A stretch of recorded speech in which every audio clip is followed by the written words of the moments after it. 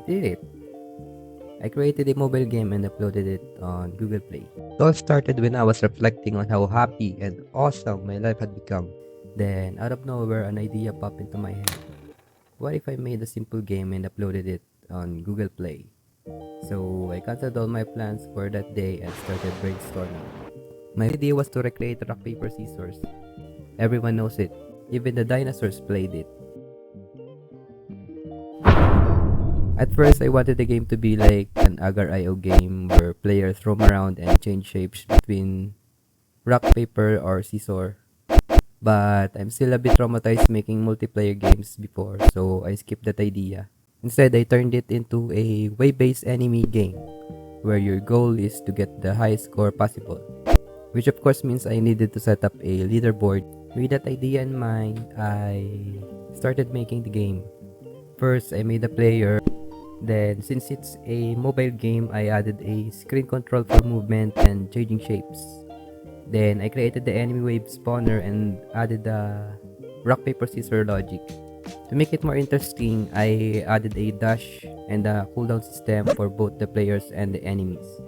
When the player defeated an enemy while dashing, their cooldown will reset. Then, to trigger a game over, I give the player a heart. Then, I introduced a food system. When the player eats enough food, they can regenerate and spawn a heart or a power-up. If the player pick up the heart, they can get an extra life. If they grab the gem, they unlock a super shape which wins even against the same shape. And just like that, the game was working, and it only took around 3 days to get a playable version.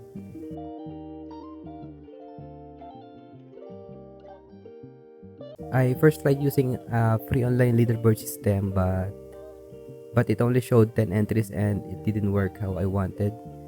Then I remember I used to make web apps with Google Sheets at my old job. So I built my own leaderboard using that and it worked. I could even add name filtering and other features. After that, I added a sound effect,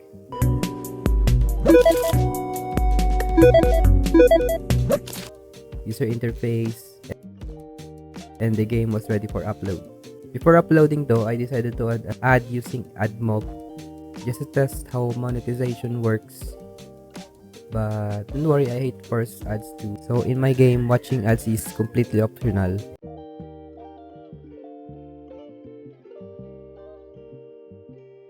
Then came the upload process, which took way longer than expected.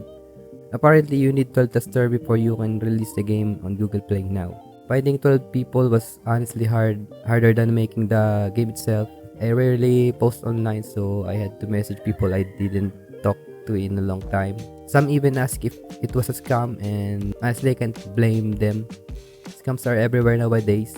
Still, after about 2 weeks, I finally got my 12 testers. Then I waited another 2 weeks because you need 12 testers for 14 days to be able to make your game public. Then Google will review the game, I think, for another 3 days.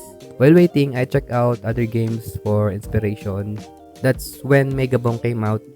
The creator said it was a 3D version of Vampire Survivor. I can't afford buying games anymore, so I download Vampire Survivor instead. It was a super addictive game. So I thought, why not add weapons to my game too? That's how I came up with the survival mode. Now my game has 2 modes, the classic mode and the survival mode. The classic mode is the first game I created. Then I created a survival mode which have a leveling system that let the player gain a weapon every level up. While testing, I noticed that the leaderboard was really slow even though I was the only one playing at the time. Turns out, Google Sheet web apps have read and write limits. So I switched everything to Firebase.